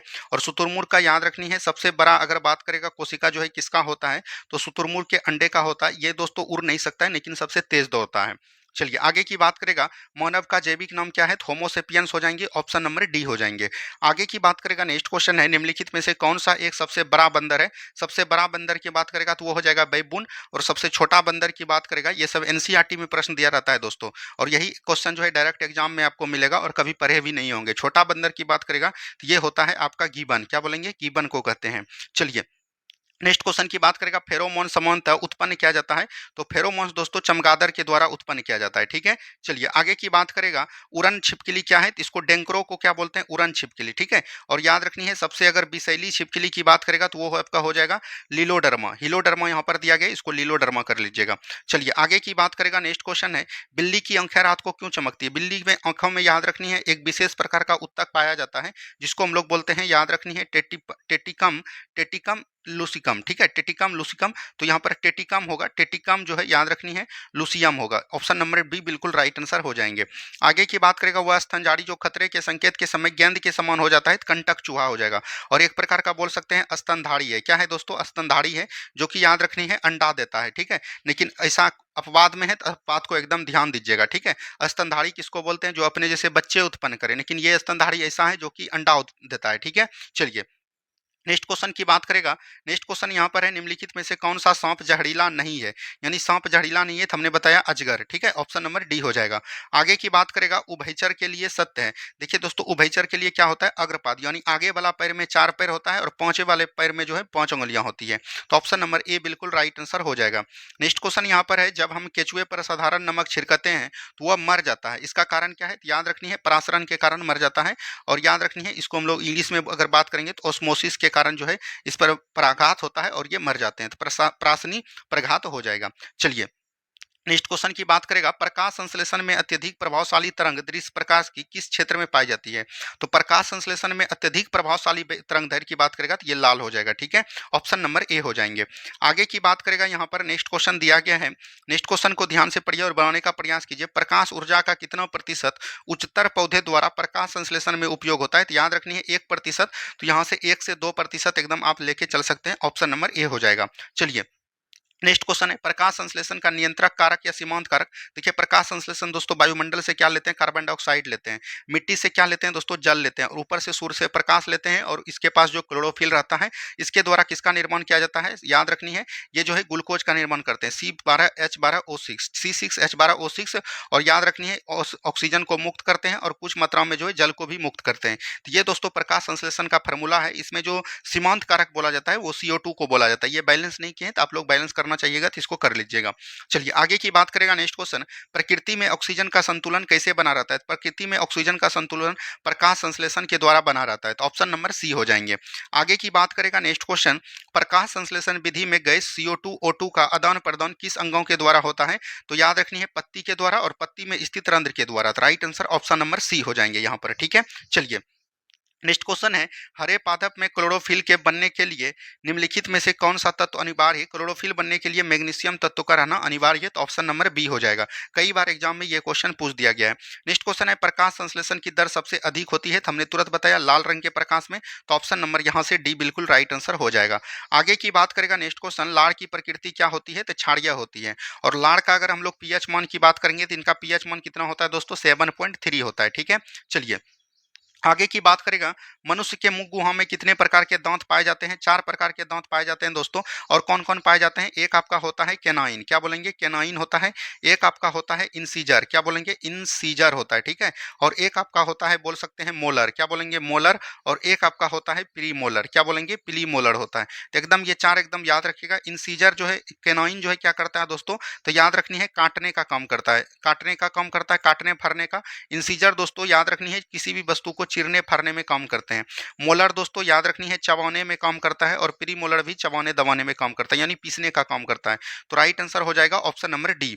आगे की बात करेगा, दांत के ऊपरी भाग में स्थित कैल्शियम फॉस्फेट के बने परत को क्या कहते हैं, तो इनामेल कहते हैं। और हमारे शरीर का सबसे मजबूत भाग क्या होता है दांत का, तो इनामेल होता है। चलिए नेक्स्ट क्वेश्चन है, जीभ पर उपस्थित किस पेपिला में स्वाद कलिका नहीं होता है। मान के चलिए दोस्तों, हम यहाँ पर जीभ का आकार थोड़ा सा आपको यहाँ पर बताने का प्रयास कर रहे हैं। तो इस तरह से दोस्तों आपका क्या होता है, जीभ होता है, ठीक है। जीभ का दोस्तों ये जो बीच वाला भाग होता है, ये जो है दोस्तों, इसको हम लोग पेपिला के नाम से जानते हैं। पेपिला सभी ये जो भाग होता है, इसको हम लोग पेपिला के नाम से जानते हैं। और इस तरह से जो है यहाँ पर जुड़ा रहता है। अगर हम लोग बीच वाला भाग को बात करेंगे तो ये होता है फिलीफॉर्म, और ये हम आपको इंटर का बता रहे हैं, ठीक है। फिलीफॉर्म मैट्रिक में यहाँ तक नहीं दिया गया है, फिलीफॉर्म में होता है, ठीक है। अगर हम लोग बात करेंगे आगे वाले भाग को हम लोग क्या बोलते हैं, फंगी फॉर्म बोलते हैं, क्या बोलेंगे, फंगी फॉर्म बोलते हैं। और अगर हम लोग बात करेंगे पीछे वाले भाग को हम लोग क्या बोलते हैं, सर्कम्फेलेट बोलते हैं। क्या बोलते हैं? सर्कम्फेलेट बोलते हैं। अब देखिए यहाँ से अगर हम लोग बात करेंगे, कोई भी वस्तु आपका अगर मतलब बोल सकते हैं कि क्या करता है, बड़ाई करता है, कहाँ से करता है, आगे रहिएगा तब, तो आगे रहिएगा तो वो मीठा मीठा बोलता है, तो आगे जीभ का क्या हो जाएगा, मीठा भाग हो जाएगा। और बुराई कहाँ से करता है, जब आप चल जाइएगा तब, यानी आपके पीठ पीछे बुराई करता है, पीछे वाला भाग क्या हो जाएगा, तो ये करवा हो जाएगा। क्या हो जाएगा दोस्तों, करवा हो जाएगा। ठीक है। अगर हम लोग बात करेंगे ये जो पार्श्व वाला भाग होता है दोस्तों, बगल वाला, इसको पार्श्व वाला बोलते हैं। इस पे जो है क्या होता है, खट्टा होता है। क्या होता है, खट्टा होता है। तो ये भी चीज को एकदम आपको ध्यान देनी है। यहाँ पर वही पूछ रहा है कि पेपिला स्वाद कलिका नहीं होता है, तो ये जो बीच वाला भाग होता है इस पे कोई भी स्वाद कोकिला नहीं होता है, यानी filiform right answer option number A हो जाएंगे। ठीक है। चलिए नेक्स्ट क्वेश्चन, जीभ के अग्रभाग में कौन सा स्वाद, तो ये मीठा हो जाएगा, ऑप्शन नंबर डी हो जाएंगे। ठीक है। चलिए नेक्स्ट क्वेश्चन है, मनुष्य के मुख गुहा के बाद क्या होता है। अगर हम लोग बात करेंगे मनुष्य में जो है सबसे पहले क्या होता है, मुख गुहा होता है। मुख गुहा के बाद आपका क्या होता है दोस्तों, तो याद रखनी है, ये होता है बोल सकते हैं ग्रसनी होता है। क्या होता है, ग्रसनी। ग्रसनी के बाद क्या होता है आपका, ग्रासनली होता है।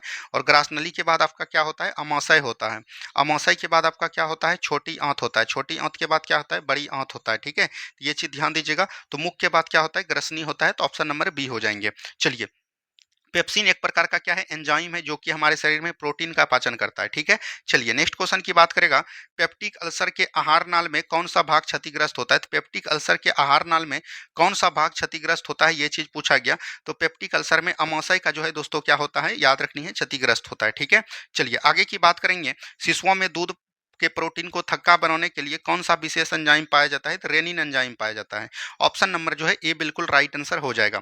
नेक्स्ट क्वेश्चन है, मनुष्य के आहार नाल की लंबाई कितनी है, 8 से 10 सेंटीमीटर, और इसमें जो है 5 से 6 सेंटीमीटर की तो बात करेंगे दोस्तों, तो क्या पाया जाता है, छोटी आंत पाए जाते हैं। क्या पाए जाते हैं दोस्तों, छोटी आंत पाए जाते हैं। ठीक है। चलिए अधिकतम पोषक तत्व रक्त में कहाँ अवशोषित किए जाते हैं। तो अधिकतम पोषक तत्व की बात करेगा, रक्त में कहाँ अवशोषित किए जाते हैं, तो वो छोटी आंत में किए जाते हैं। ऑप्शन नंबर सी हो जाएगा। नेक्स्ट क्वेश्चन है, निम्नलिखित में से किसके स्राव को पूर्ण पाचक रस कहा जाता है।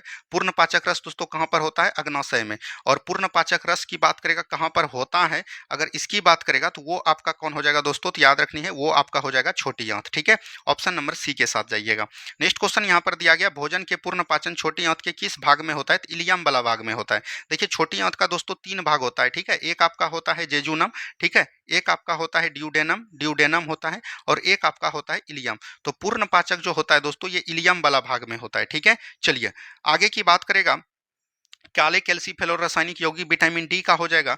विटामिन 2 प्रकार के होते हैं दोस्तों। विटामिन का खोज किसके द्वारा किया गया था, फंक के द्वारा 1911 ईस्वी में किया गया था। विटामिन 2 प्रकार का होता है, एक जल में घुलनशील और एक याद रखनी है बसा में घुलनशील। जल में घुलनशील विटामिन बी और सी है, और याद रखनी है बसा में घुलनशील केडा है। क्या है, कीडा। याद रखनी है KEDA। वहीं पर बात करेगा विटामिन ए का जो है रासायनिक नाम क्या होता है, रेटिनॉल होता है। क्या होता है, रेटिनॉल होता है। विटामिन बी की बात करेगा तो ये होता है थायमिन। क्या होता है, थायमिन होता है। विटामिन सी की बात करेंगे तो ये होता है एस्कॉर्बिक एसिड। क्या बोलेंगे, एस्कॉर्बिक एसिड। और विटामिन डी का क्या होता है, याद रखनी है कैल्सीफेरोल। क्या बोलेंगे, कैल्सीफेरोल होता है। और विटामिन ई का बात करेंगे तो ये होता है टेकोफेरोल। क्या बोलेंगे, टेकोफेरोल होता है। ठीक है। तो यहाँ तक एकदम आपको ध्यान देनी है। चलिए नेक्स्ट क्वेश्चन है, हृदय की धड़कन को नियंत्रण करने के लिए निम्न में से कौन सी खनिज आवश्यक है, पोटेशियम। क्या हो जाएगा, पोटेशियम सबसे अधिक किसमें पाया जाता है, सेब में। तो हृदय में याद रखनी, हृदय रोग विशेषज्ञ को सेब खाने की अनुमति देता है डॉक्टर। आगे की बात करेगा, छिली हुई मछली में धोने से कौन सा विटामिन निकल जाएगा। तो जो जल में घुलनशील रहेगा, जल में घुलनशील विटामिन कौन रहता है, बी एवं सी रहता है, तो यही घुलनशील निकल जाएगा, तो ऑप्शन नंबर बी हो जाएंगे। आगे की बात करेगा, केसिन दूध होता है, याद रखनी है, ये एक प्रकार का वसा होगा, प्रोटीन होगा। ठीक है। तो ऑप्शन नंबर सी बिल्कुल राइट आंसर आपका हो जाएगा। नेक्स्ट क्वेश्चन है, एक कार्यस्थल महिला को प्रतिदिन कितना प्रोटीन लेना चाहिए, 45 ग्राम लेना चाहिए। ऑप्शन नंबर डी हो जाएगा। नेक्स्ट क्वेश्चन है, एक कठोर परिश्रम करने वाले पुरुष की दैनिक ऊर्जा कितनी होनी चाहिए, 4000 कैलोरी, किलो कैलोरी। तो ऑप्शन नंबर सी हो जाएगा। आगे की बात करेगा, सूर्य प्रकाश का रूपांतरण किस रासायनिक ऊर्जा के रूप में होता है जो हमारे उपापचय में सीधो उपयोग होता है, तो एटीपी के रूप में होता है। और एटीपी का याद रखनी है फुल फॉर्म क्या होता है, एडोनिसिन ट्राइफॉस्फेट। क्या बोलेंगे, एडोनिसिन याद रखनी है, ट्राई फॉस्फेट होता है इसका, ये भी चीज ध्यान दीजिएगा। ठीक है। और ये याद रखनी है, हमारे शरीर में जो है 36 एटीपी का निर्माण करते हैं वायवीय शोषण में, और अवायवीय शोषण में 2 एटीपी का निर्माण करते हैं। ठीक है। चलिए आगे की बात करेगा, नेक्स्ट क्वेश्चन है, जीवन निम्नलिखित विकल्पों पर विचार कीजिए। जीवन के लिए श्वसन परम आवश्यक है, बिल्कुल ठीक है। जीवाणु वायरस में श्वसन नहीं होता है, तो बिल्कुल नहीं होता है। तो यहाँ पर से राइट आंसर क्या हो जाएंगे, दोनों राइट आंसर है। आगे की बात करेगा, वायवीय शोषण में होता है। देखिए दोस्तों, वायवीय शोषण की बात करेंगे तो वायवीय शोषण ग्लाइकोलाइसिस तथा क्रेब्स चक्र दोनों में होता है। और वहीं पर अवायवीय शोषण की बात करेगा तो अवायवीय शोषण सिर्फ क्रेब्स चक्र में होता है। ठीक है। चलिए नेक्स्ट क्वेश्चन, श्वसन प्रक्रिया में खाद्य पदार्थ का क्या होता है? विघटन होता है।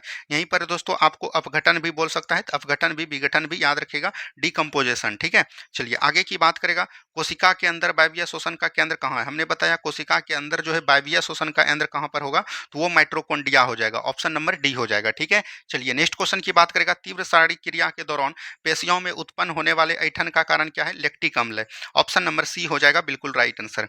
नेक्स्ट क्वेश्चन है, वायु श्वसन के अंतर्गत क्या होता है? तो इनहेलेशन और एक्सहेलेशन होता है, मतलब सांस लेना और सांस छोड़ना। तो राइट आंसर हो जाएगा ए एवं बी दोनों हो जाएगा, ठीक है, जिसको हम लोग ब्रेथिंग बोलते हैं। नेक्स्ट क्वेश्चन है, पौधों में श्वसन किस भाग में होता है? तो पौधों में श्वसन जो है किस भाग में होता है? तो जड़ में भी होता है, पत्ती में भी होता है, तना में भी होता है, तो इनमें से सभी हो जाएगा, सबसे अधिक पूछेगा पत्ती में होता है।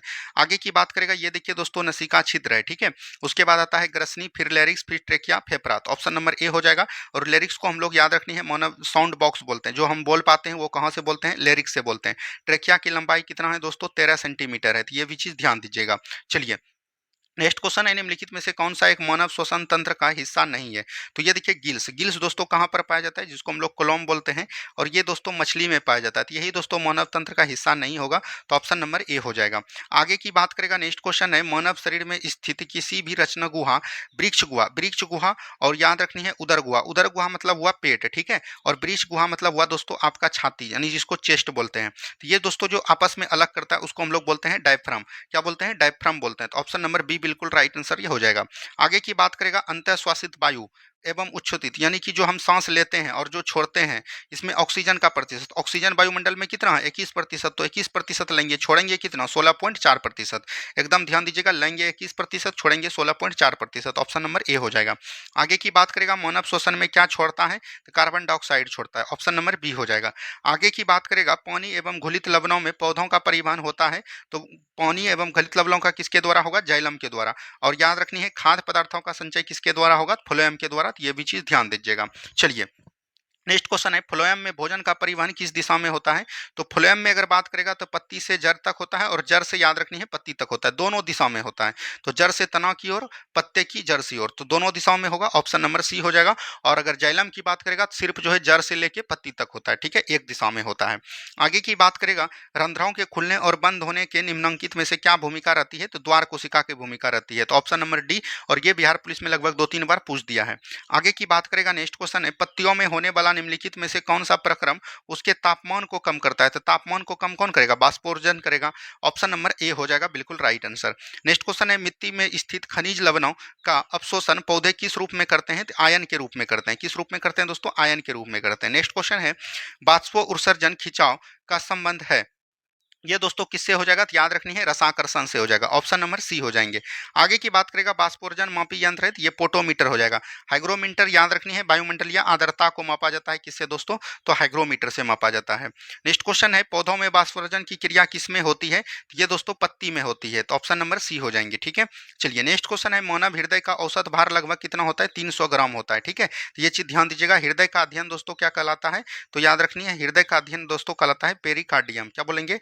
पेरिकार्डियम कहलाता है, ठीक है, तो ये भी चीज ध्यान दीजिएगा।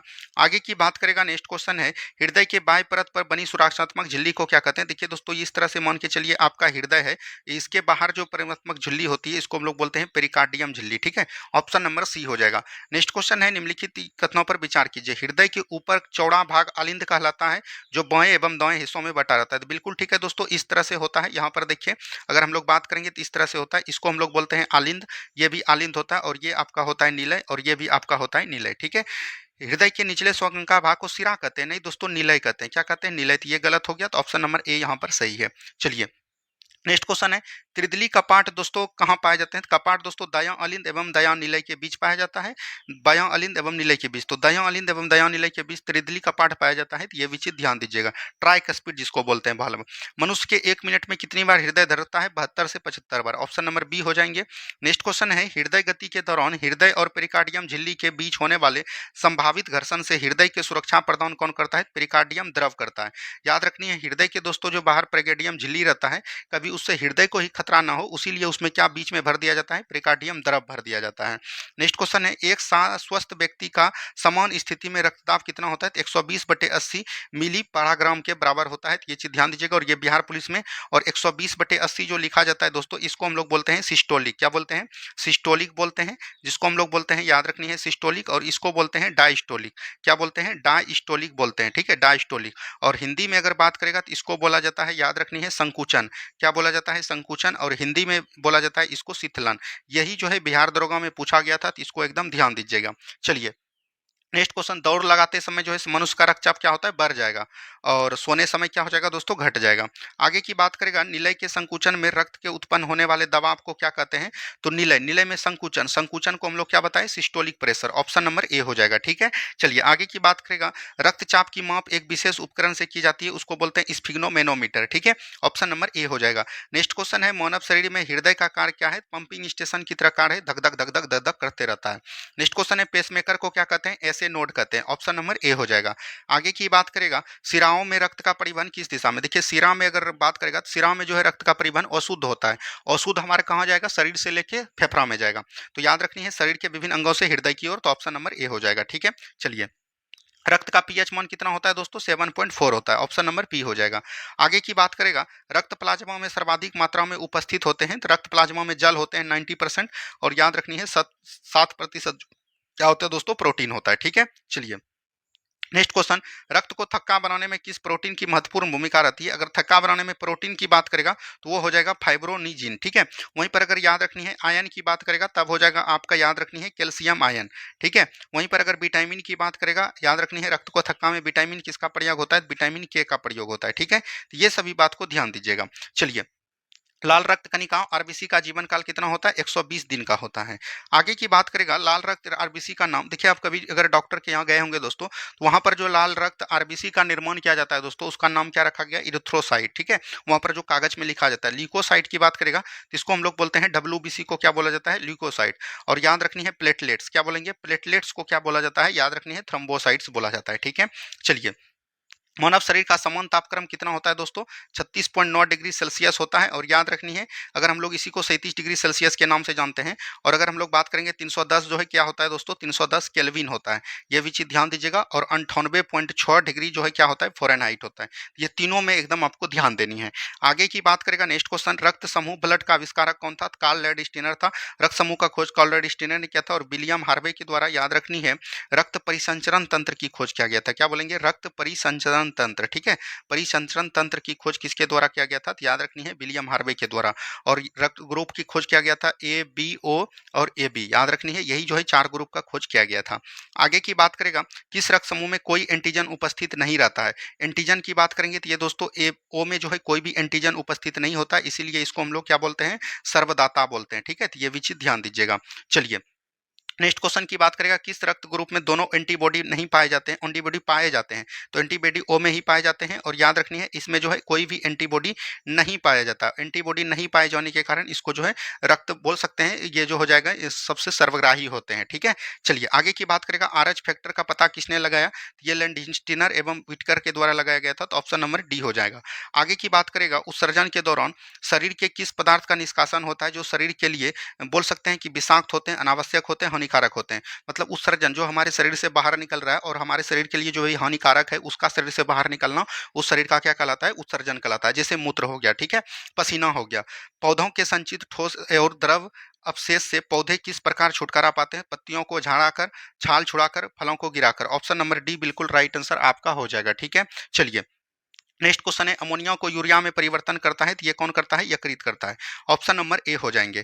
आगे की बात करेगा, स्थलीय जंतु में सामान्यतः नाइट्रोजनी पदार्थों का शरीर से निष्कासन किस रूप में होता है? तो स्थलीय जंतु का समांतर नाइट्रोजन पदार्थों का शरीर से निष्कासन दोस्तों किस रूप में होता है? तो यहाँ पर नाइट्रोजनी पदार्थ का जो है दोस्तों शरीर से निष्कासन बोल रहा है, किस रूप में होता है? तो ये दोस्तों याद रखनी है, अमोनिया के रूप में होता है। तो ऑप्शन नंबर सी हो जाएगा।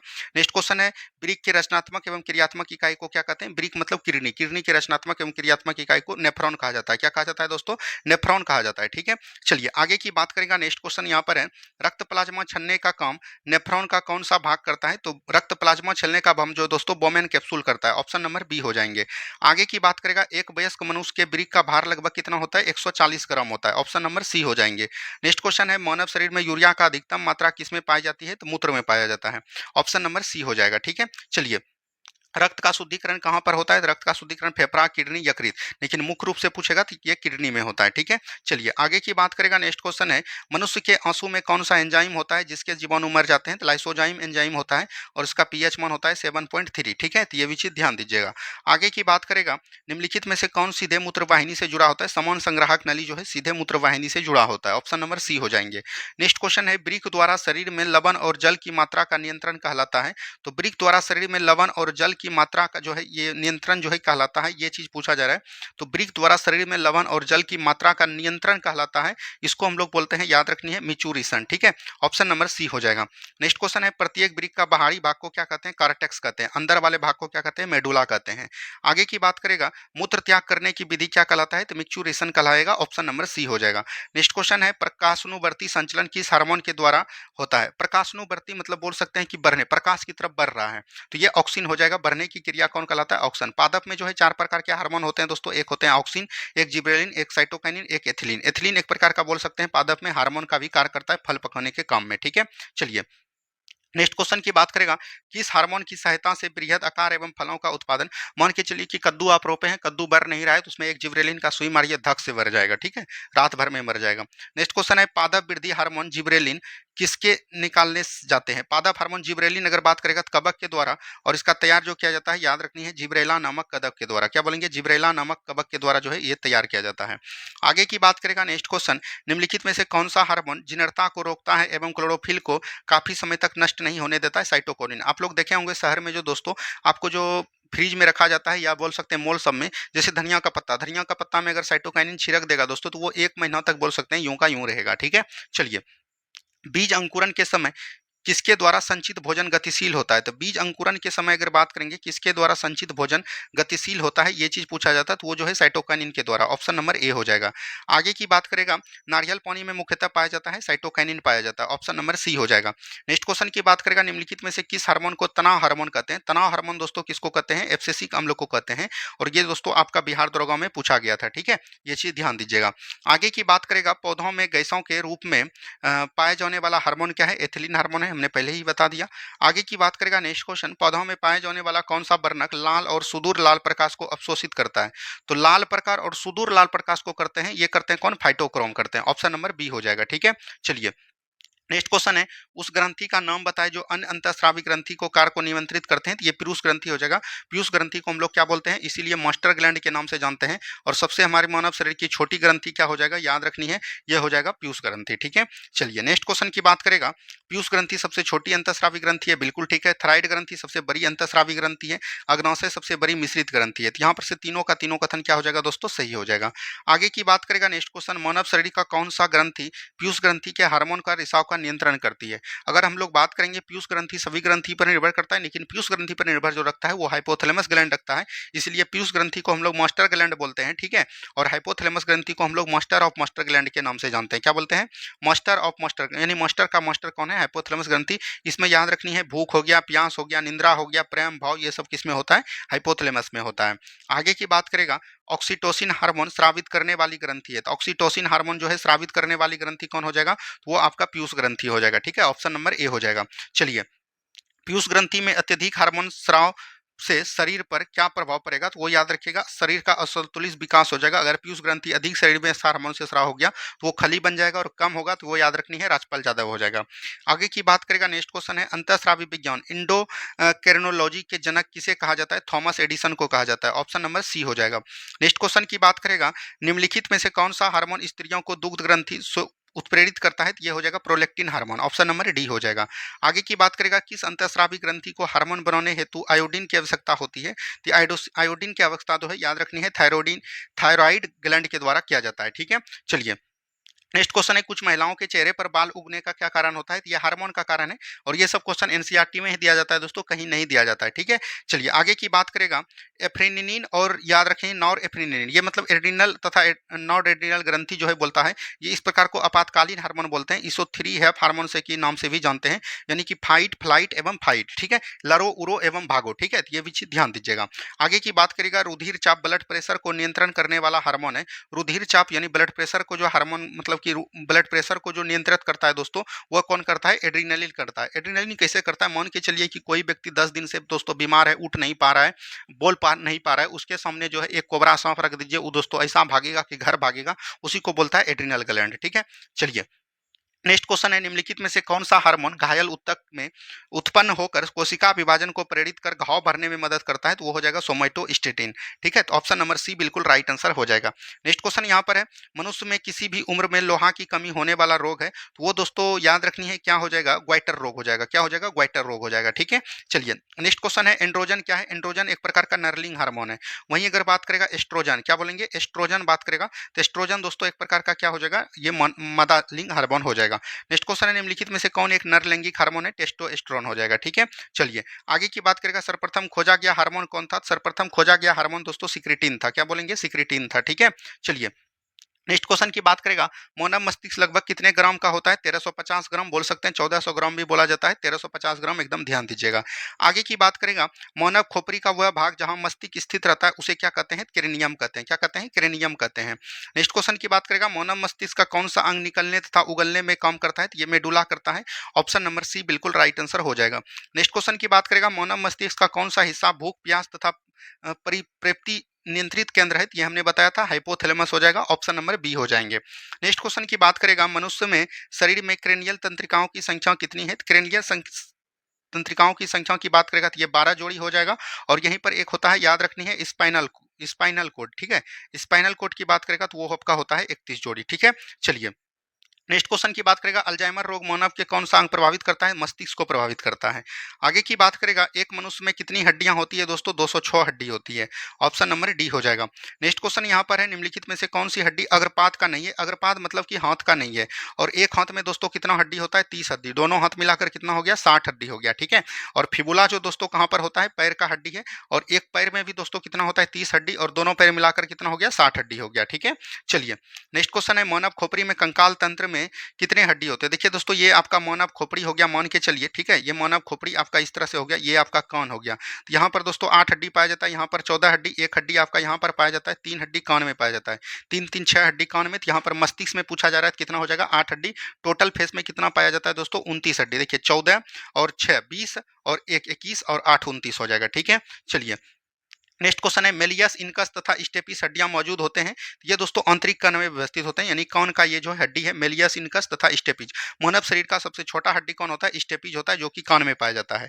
नेक्स्ट क्वेश्चन यहाँ पर है, एक सामान्य मनुष्य में सबसे बड़ी हड्डी फीमर की लंबाई कितनी होती है? तो ये 48 सेंटीमीटर लगभग होता है। ऑप्शन नंबर बी हो जाएंगे। आगे की बात करेगा नेक्स्ट क्वेश्चन, जन्म के समय मानव के किस भाग की हड्डियां पूर्ण विकसित होती है? कान का। ऑप्शन नंबर ए हो जाएगा। आगे की बात करेगा, गाजर एक प्रकार का क्या है दोस्तों? गाजर एक प्रकार का बोल सकते हैं शंकुरूपी जड़ है। तनाव किसको बोलते हैं? जैसे आलू हो गया दोस्तों, प्याज हो गया, ठीक है, ये सब दोस्तों एक प्रकार का क्या है? तनाव है। तनाव उसको बोलते हैं जो मान के चलिए आलू को अगर रोपेंगे तो आलू डायरेक्ट हो जाएगा, उसको हम लोग बोलते हैं तनाव। जैसे गाजर का आपको क्या रोपना पड़ता है? गाजर का बीज रोपना पड़ता है, ना कि डायरेक्ट गाजर है, ठीक है। चलिए निम्नलिखित में से कौन एक जड़ नहीं है? तो आलू हमने बताया क्या है? तनाव है, तो ये जड़ नहीं होगा। आगे की बात करेगा, पर्व इंटरकोट तथा पर्व संधि पाए जाते हैं, तो ये दोस्तों कहाँ पर पाए जाते हैं? तनाव में। और ये याद रखनी है, हल्दी का पौधा हो गया, उसमें पाए जाते हैं, ठीक है। चलिए नेक्स्ट क्वेश्चन। तो आज दोस्तों ये आपका समाप्त हो गया, पूरा बायोलॉजी को हमने कवर कर दिया। लगभग जो है 16 क्वेश्चन थी चैप्टर थे, तो हमने 15 क्वेश्चन को यहाँ पर आपके सामने रख दिया। और ये जो है आपका अंतिम समय में रामबाण साबित होगा। अगर आप इसको पूरा देख लेते हैं तो हम दावे के साथ कह सकते हैं, अगर बायोलॉजी में दोस्तों 10 प्रश्न पूछा जाएगा तो 8 प्रश्न आप जरूर बना के आइएगा, ठीक है। तो धन्यवाद, मिलते हैं हम लोग शाम के वीडियो में। जय हिंद, जय भारत।